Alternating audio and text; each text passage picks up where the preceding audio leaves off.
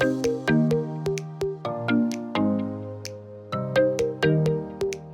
and welcome back to the Chicken for Breakfast podcast, where we have all the answers to one very simple question. Who's cooking? Today's guest is very cool. We've got one of the greatest boxers in Cleveland, modernly, and also a 2020 Olympian. So, what's up, Tiger Johnson? How are you? Hey, how you doing? I'm doing good. I'm not gonna lie, I'm really nervous. I didn't even know you were gonna be here today, and I'm super excited to have you. So, thank you so much for being here. No, for sure. Thanks for having me. Absolutely. So, you were in the house for Javon's interview. So it's great to have you here. Tigerlyfe. Let's talk about that for a second. Y'all gotta tap in, man. The best energy drink in the world. It tastes good. And it gets you energized. It gets you feeling good. Get you feeling right. Wake up in the morning, you got a long day at work. Take you a sip of this. It's gonna be the best day ever. Ooh, nice. Nice. So let's get right into this podcast. So, how are you doing? What's cooking? Oh, I'm doing good. I'm currently in training camp right now, getting ready for my fight. June 8th, New York, Madison Square Garden. And it's gonna be on ESPN, and it's Puerto Rico week. Absolutely. How long have you been boxing? Since I was 7, but I'm 25 now, so I want to say Wow. That's a long time. going on was 19 years. 'Cause I might be 26 Absolutely. August. So What makes you want to do boxing, and how did you get into it at such a young age? really, on my father's side, I come from a family of boxers, uncles, cousins. On my father's side, everybody, all the men was boxers. So Absolutely. he put me in at age 7. It was originally supposed to be 10, but I was fighting a lot at school, outside, just growing up, I was fighting. So he put me in early at 7. Absolutely.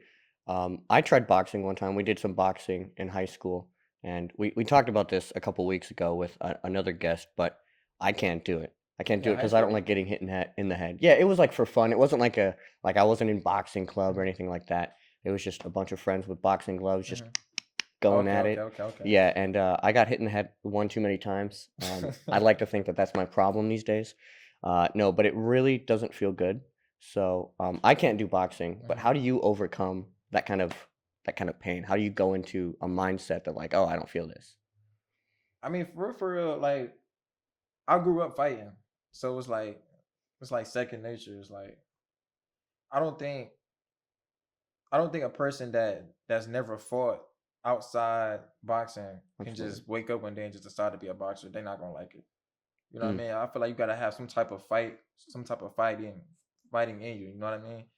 I don't think you could just like wrestling. Like I feel like, or any sport. Like I feel like you can't just wake up one day and just decide to play that sport. I feel like you would have to have some type of experience doing it outside, with friends or whatever before you sign absolutely. up. Absolutely. So, what is your emotion? What is your emotional attachment when you go into a fight? Is it anger? Is it like what motivates you to be the greatest boxer that you can be? I mean, I wouldn't say anger. I would really say it's like I'm pretty much just like locked in on a game plan. Like whatever the game plan is, it's always a different game plan in each fight. Each fight is always a different person in front of you. You never fighting the same style. You know what I mean? So in training camp, you preparing for each opponent that you get. It's like whatever game plan we come up with in that locker room, it's like I'm just locked in and focused. So I want to say anger. I'm just more so just confident, focused, and just locked in. Really, just making sure I'm on my p's and q's. Absolutely, absolutely. So you mentioned camp a little bit. I'm not sure how much of that you're allowed to actually talk about, but what is your like workout regimen? How often do you work out, and is it super intense? Yeah, it's intense. We work out every day, Monday through Saturday. Sometimes on Sunday I do like a little workout. But yeah, it get real intense, especially like when you halfway through camp. That's when it's like the highest. It gets to the highest intensity, and yeah, like we do whatever it takes to make sure I'm prepared.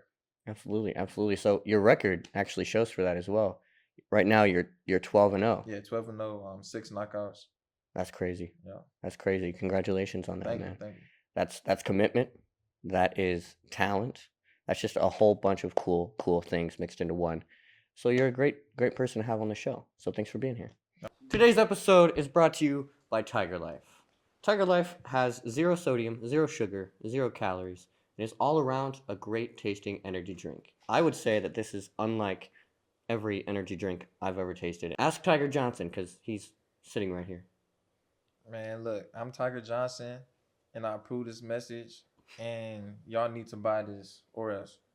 Ooh, or else. And this guy boxes, so he means that. Get your Tigerlyfe today, y'all. You like Marvel stuff? Do you like Marvel or DC? I grew up on Marvel, but I like both, but I'm Absolutely. more so of a Marvel fan. So, do you like comics more than the Yeah, movies? yeah. I came up on comics. Yeah, I came up on comics before the movies. Absolutely. What was your So favorite? for real, I liked it. Silver Surfer, you know, the X-Men comics, Deadpool. Let me see, Luke Cage, the Hulk, the Avengers. I came up on a lot of comics. When you look for a superhero, what's the best superheroic quality that they have? Like, what's the best superpower? That's a good one because I feel like there's a lot of characters that got like unbeatable superpowers. Absolutely. Like kind of like you got Phoenix, you got Galactus. Um, there's so many characters out there that's like kind of like damn near unbeatable. So it's like, but I feel like something close to like Phoenix, if you know who Hmm. that is. Which brings me to my next question, which is if you could compare yourself to a superhero, or if you could be a superhero, which one do you relate to the most? I get this question all the time, man. I never know for real. I don't know. I just pick one of my favorites. I just Luke Cage. I choose Luke Cage today. That's fire. That's fire. So you actually have a fight coming up here on June 8th. Mhm. That's at Madison Square Garden. Tell us a little bit about that. And Yeah, it's a Puerto Rico parade that next Sunday. I mean that next day on Sunday. So yeah, it's my 13th fight.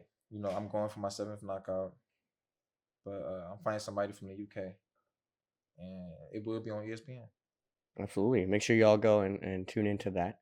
Um, let's backpedal a little bit and talk about your 2020 Olympic level stuff. So, Mhm. how did you get there, and what was the outcome of that, and how do you feel afterwards? It took a lot to get there. You know, I've been on the USA team since 2016, and pretty much just stayed consistent throughout the whole time. Went to the Olympic trials, won the trials, and then when 2020 came, we were supposed to go to Continentals, which was in Argentina, but COVID came, Hmm. so that it got held back a year. So we ended up going in 2021.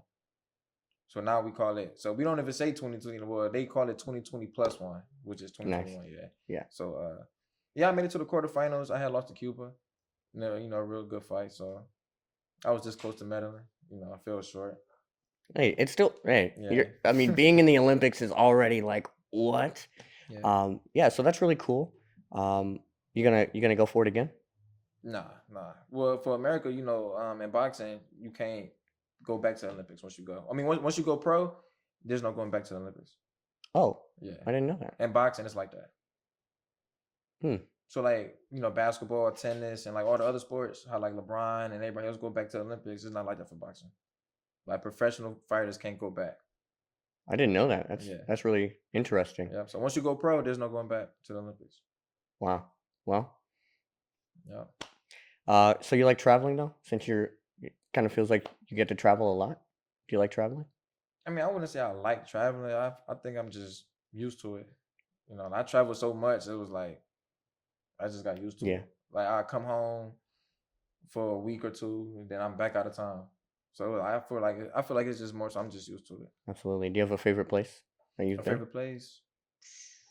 I think my one of my favorite places was Tokyo, and I want to say the Spanish countries that I've been to. Like Peru, Nicaragua, Honduras. Those was real fun. Wow. I want to go to Tokyo so bad. I want to see Japan. Man, that's like the It's goal. real nice there. I ain't gonna lie. Like even during COVID, like we was there during COVID, and it was still nice. Like everybody was still. You would have never thought COVID was there. the way everything was, like how the Olympic Village was there, how they set everything up. Like everything was still cool. Like we was able to see some of the basketball players. We saw Damian Lillard, Luca, Draymond Green. We saw I ran into Karl Anthony Towns. No, not Karl Anthony Towns. I ran into Rudy Gobert. He was playing for France. Yeah, Okay. so I ran into Rudy Gobert. Um, I seen Simone Biles. Yeah, you seen, everybody was just in the village. Like everybody was just there as Olympians. So it was like you go in the cafeteria, ain't no telling who you gonna sit next to. Yeah, that's a really cool experience to be a part of. So I want to shift the conversation as well back to Tiger Life. How did you get involved with them and kind of become one of the faces of Tiger Life? Well, really,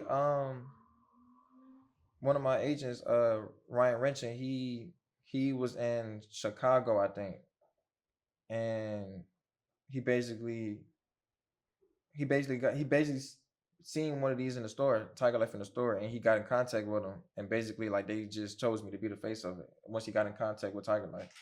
And I think he's personal friends with the owner of Tiger Life too, Frankie. Oh, cool, cool, cool. I mean, it's really good stuff. So you got that going for you for sure. Hmm. One final thing I want to kind of bring up before we close out the show here. You got some merch too. I was looking at earlier. Oh yeah, the merch will be dropping soon. I believe tomorrow, Okay, either tomorrow or Tuesday. The merch will be dropping. The link will be in my bio. You can follow me on Instagram and Twitter at Tiger Johnson 216. absolutely, absolutely. Make sure you go check that out. We're all gonna be watching the big fight on ESPN. So good luck with that. Thank you. Where's the dream? Right? What's the dream? How far do you want to go? I mean, I just want to be someone who did something great for Cleveland. Of course, I want to be undisputed, get all the belts, be a multi-division world champion, and basically just do something big for Cleveland. Absolutely, absolutely. I think Cleveland needs it right now. Anyways, we were talking with Javon about how Cleveland is so isolated, Hmm. but not for the reason that you might think. It's isolated for the simple fact that like we kind of reserve ourselves. So it's cool that you're one of the people who is like, no, we're doing this for the city, and we're gonna bring the city with us Hmm. as we take this journey, and that's really admirable. So thank you for doing that as well. Absolutely. Yeah, I feel like Cleveland is a city where like everybody just have their own egos. You know what I mean? Like I feel like everybody wants to make it on their own instead of just coming together and just being coming together as a city to make it. You know what I mean? Everybody want to go their different route. Absolutely, which then creates a problem of, I want to be the cheapest. Right. I want to be, quality might not be good, but I want to be the cheapest so that I make that money. Hmm. And what's actually happening is that we're undercutting, the grades. We're Right. undercutting everything else. I think Cleveland's a great city. Don't get me wrong. I love Cleveland, but I think that we need some what are they called?